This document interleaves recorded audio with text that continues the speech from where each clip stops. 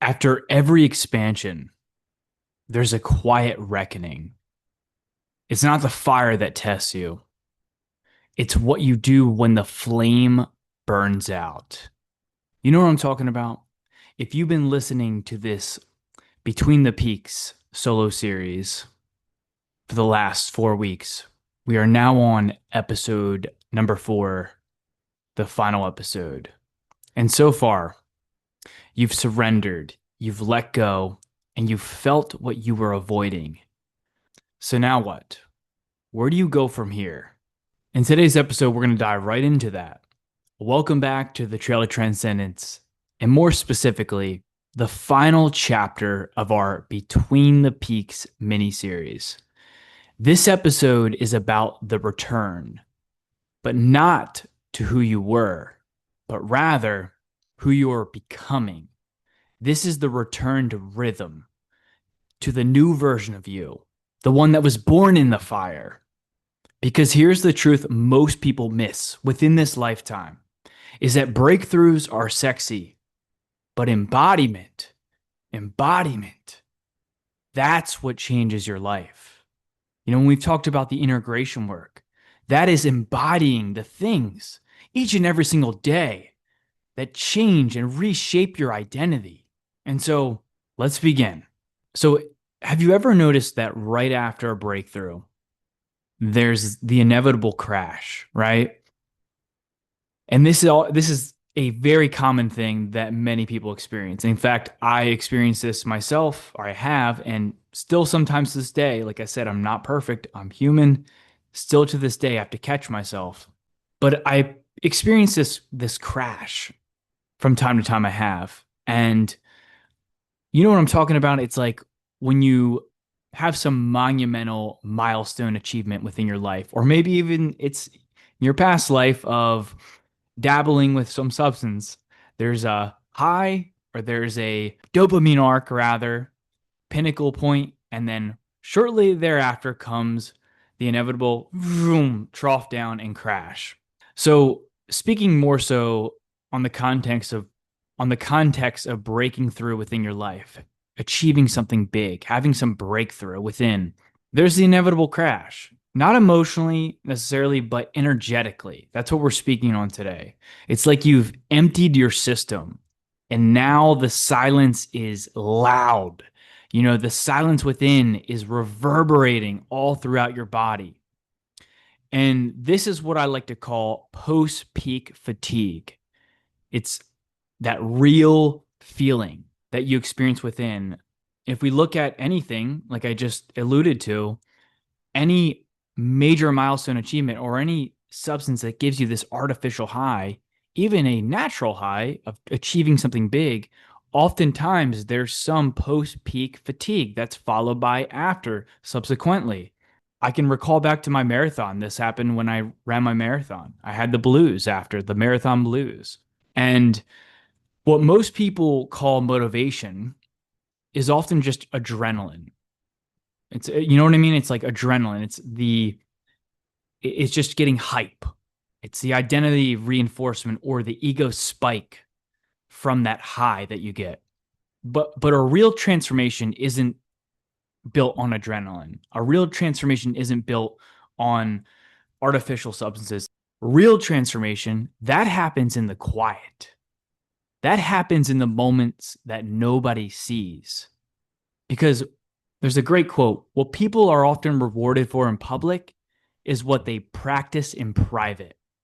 And this is the magic within right here, where it happens when what you do after the fire, it happens what you do after the fire, when there's no audience, when there's no applause, when there's no pressure to perform, but your own internal pressure that you create within yourself. There's no external pressure.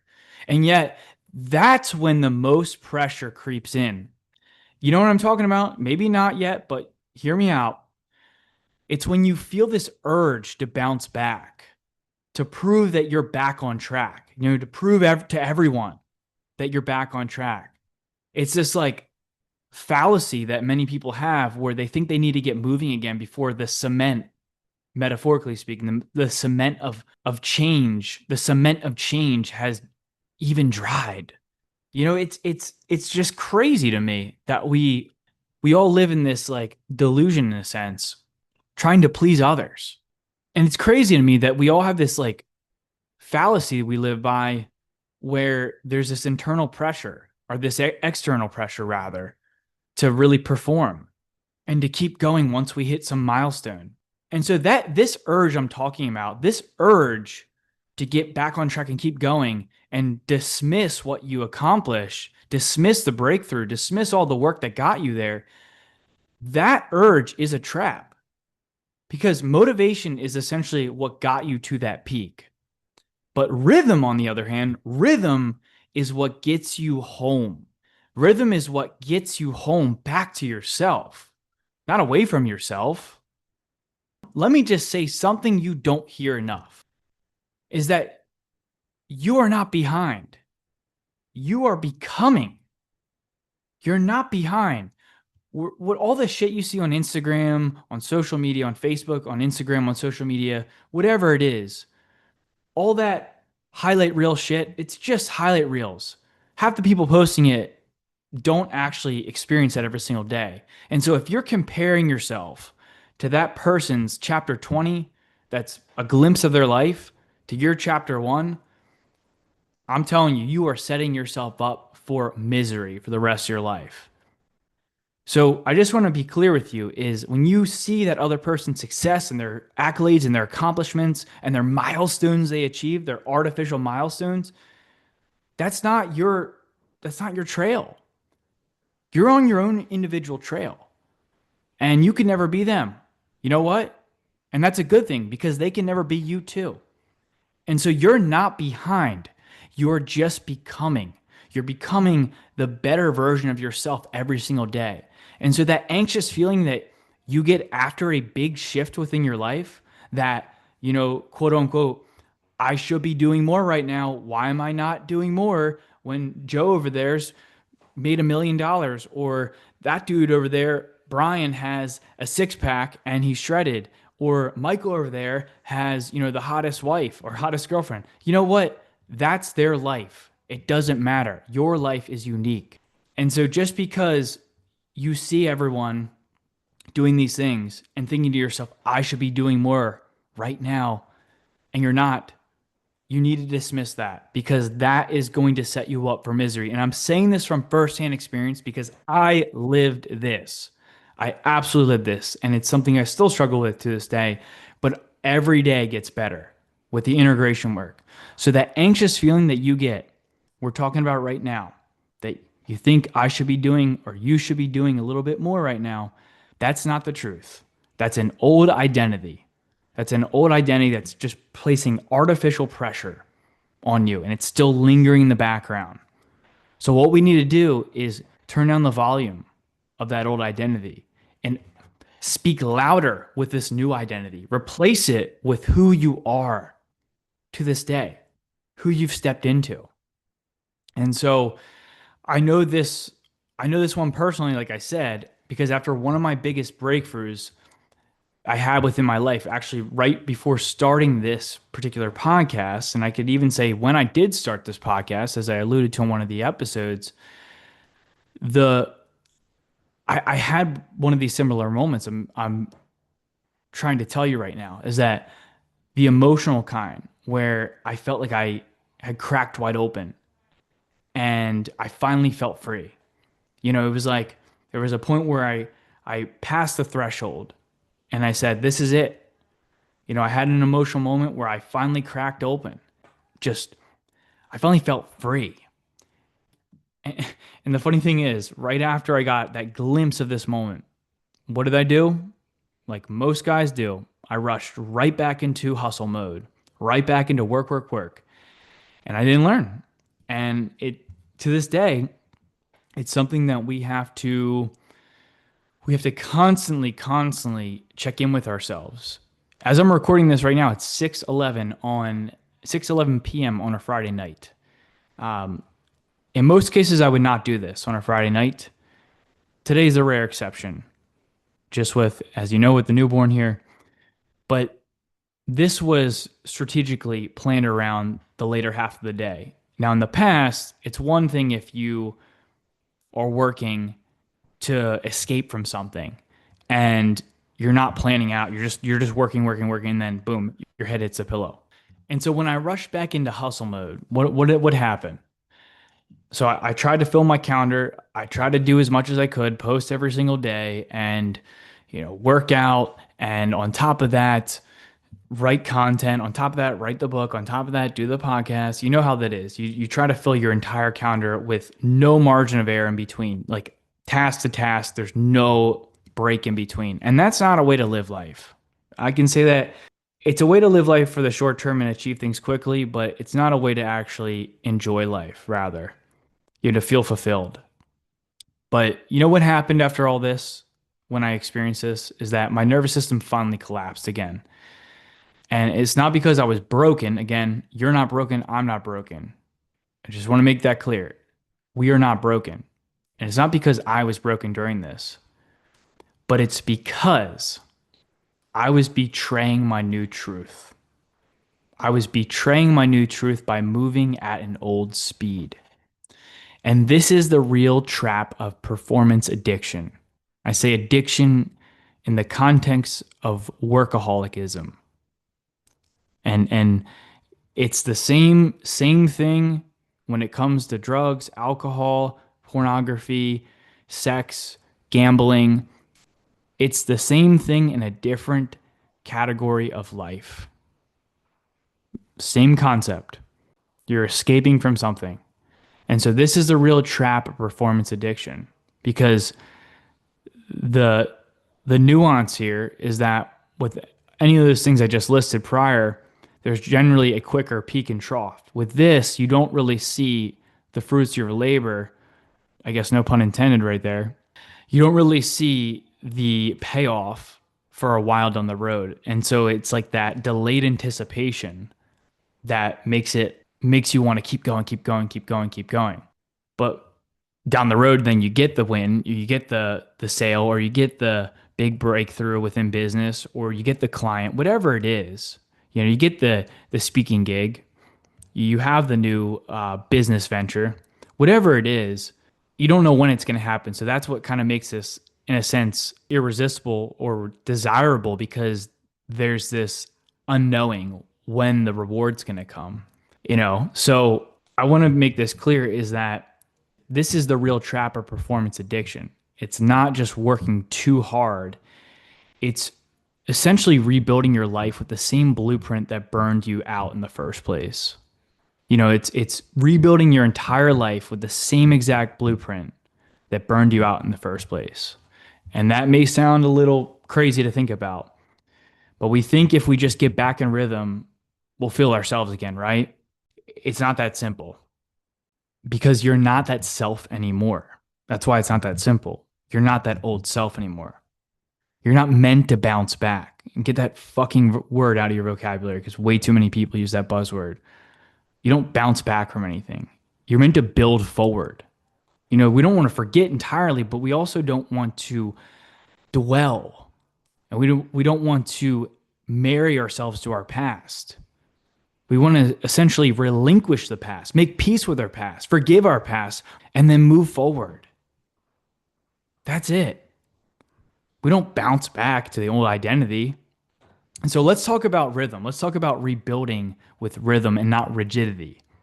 If we were to rebuild with rhythm, not as a routine, but rather as a recovery strategy, a soul integration, what that would look like is this is, and I want to be clear, is that most people don't realize before I say this, is that structure isn't a restriction. Ritual, on the other hand, isn't rigidity. It's identity support. So I just want to be very clear before I dive into this. What most people don't realize is that structure isn't restriction. It's not the end all be all of freedom. It's actually the most freeing thing when you have structure in your life. And I'm saying that as a father now because you have to be structured, but it's safety within your life. You create safety. And ritual, on the other hand, isn't rigidity. That's identity support.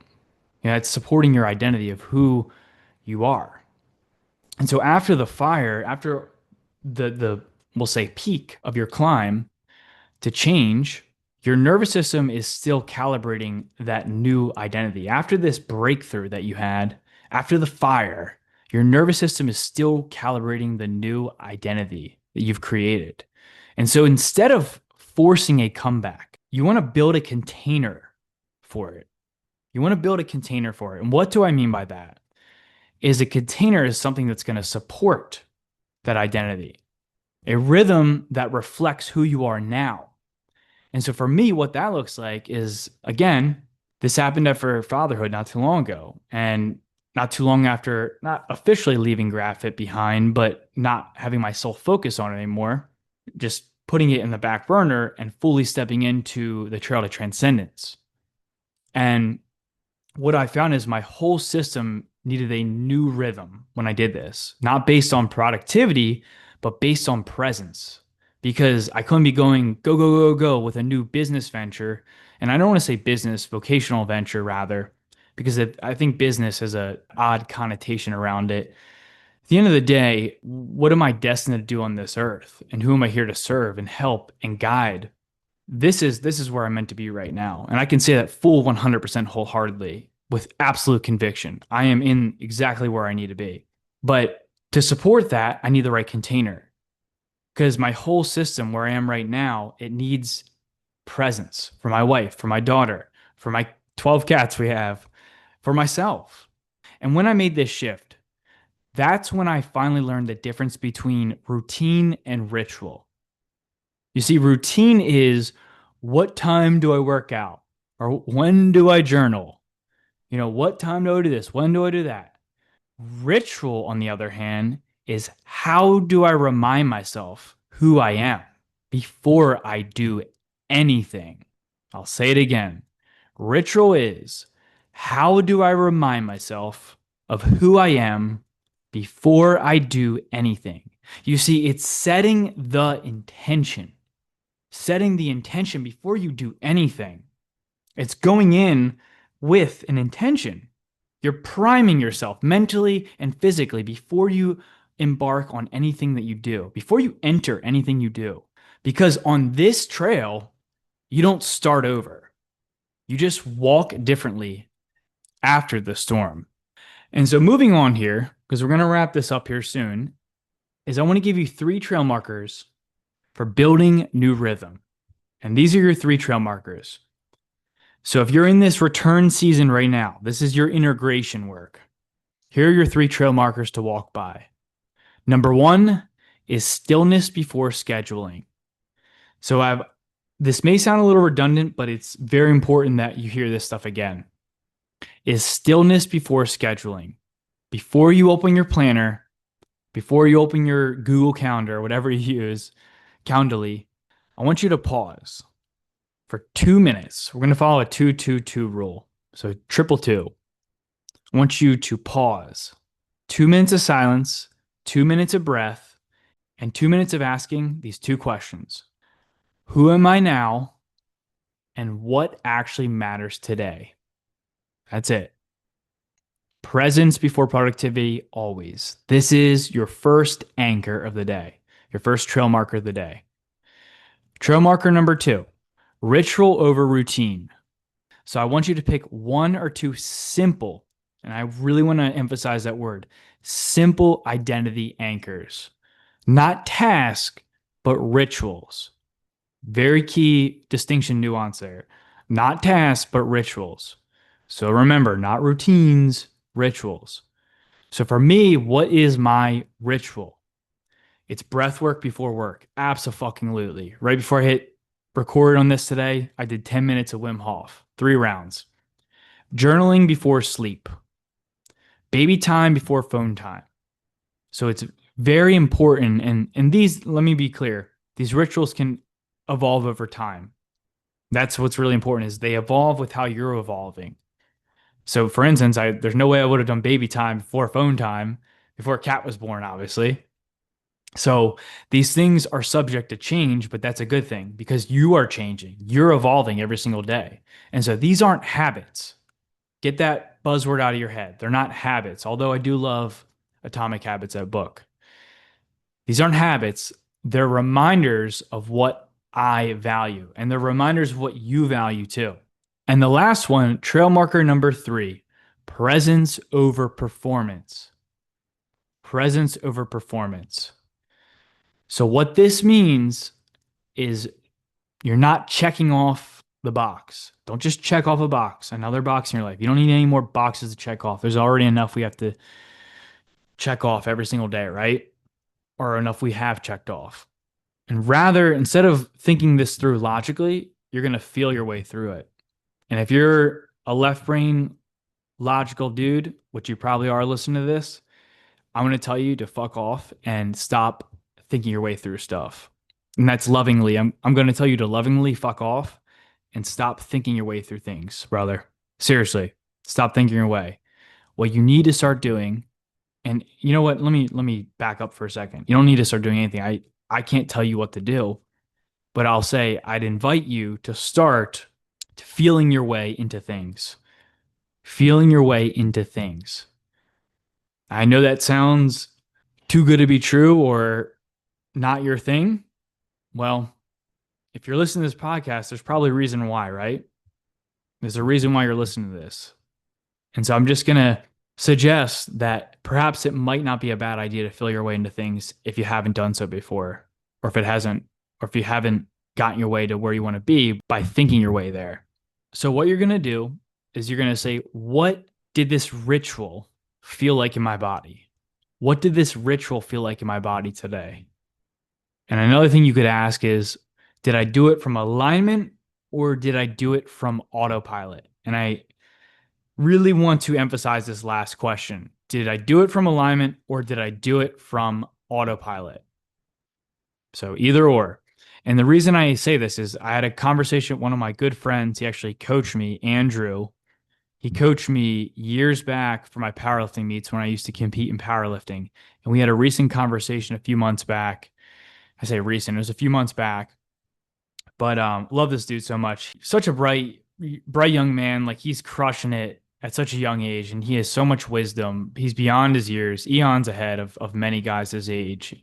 And before I even asked him this question, he was telling me that he felt like he was checking off boxes every single day on autopilot. He was checking off his habits every single day on autopilot, and it almost became like a nuisance in a way. And I said to him, dude, you are so far beyond many guys your age, like eons ahead. The fact that you're even aware of this, it's not a failure. Number one, this is just feedback. The fact that you even recognize this and you have the level of awareness to recognize this says a lot about you as a person and your growth. And so I told him, man, just really what I'm telling you right here is that at the end of the day, you have to feel your way through it. And you have to see really what are these habits trying to show you? You know, are you just blasting through them or are they actually changing who you are? Or what are these rituals doing for you rather? So just a reminder here is that embodiment metrics over outcome metrics. We want to talk about inputs over outputs because when you focus on the embodiment metrics or the outcome metrics, you focus on the inputs of the outputs. And when you focus on the inputs over the outputs, then your life becomes fun because the inputs is what anchors you into presence. If you focus only on the outputs, the goals, the things that you achieve, the achievements in life, you're always going to be at the mercy of the next goal and you're never going to truly feel fulfilled. So something I really want to highlight here before we close off is the return is the real test. When I say return is returning to the ritual every single day, doing the work, but also being present in the work. And you want to know when most people quit the process, when they give up, it's not in the breakdown actually. It's not even in the breakthrough. When is it? They quit during the return. And why do they do that? Because there's this part where you have to slow down in life. And if your old identity was built on speed, on pressure, on always trying to prove something, then slowing down now feels like a failure. there's a cognitive dissonance almost. There's a incongruence rather of one self to another self. And so because you have to reconcile with one another, it becomes challenging and many people cling to what feels familiar and known. And that's the old identity, what the ego craves, not the change, not the new self. But this is not a failure if you're in this place. This is just a test. This is a test that everyone faces in life. And many people don't, unfortunately, and this isn't a third of shade of others. It's just that many people aren't willing to face the test. They're willing just they want to cling back to what's known. And so this is when you prove. This is when you prove now to your nervous system, to your body, to your mind, to your soul that you are no longer driven by survival. It's that you are ready to build something that actually lasts. Because your future self isn't waiting at the next peak. Your future self is watching you walk this flat ground right now. So, one last thing I'll say before we close off is that you're not lost, you're landing. And this whole Between the Peaks series has been about the invisible part of the trail, the part that no one glamorizes, the part that no one thinks is fun. This is the part where everything inside you changes, though, but nothing outside of you has caught up yet. So everything internally has changed, but nothing has caught up on the outside. And so you've surrendered, you've digested, you've refined yourself, and now you are building a new rhythm from the inside out. And if this series hit home for you, I really, really want to encourage you highly, highly, highly to leave a review. Send this episode to someone you absolutely care about, or just a friend or a family member you also care about, but just feeling a little off within their life. And so I'll leave it at that. Stay tuned because now, on the other side, very soon here, we're going to have our guest series coming. And that's all we're going to say because I'm very excited for what's to come and what you're going to hear and what you're going to see. Stay tuned because now the foundation is laid. It's time to within the trail. The guest series begins next week, and we're going to walk it together. This is the Trail to Transcendence. No map, no rules, just you facing yourself. We'll see you in the guest series.